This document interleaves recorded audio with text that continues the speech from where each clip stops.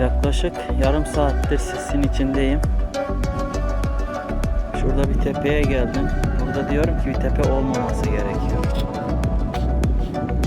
Galiba dağın sırtına geldim ama farkında değilim.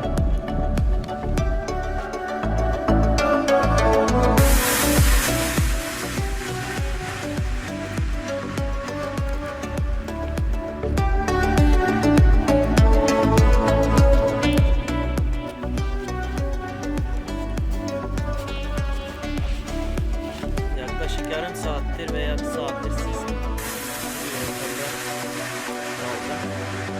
Tam olarak nerede olduğumu bilmiyorum. Yelek Dağı'nın tepesindeyim ama hangi tepesinde olduğumu bilmiyorum.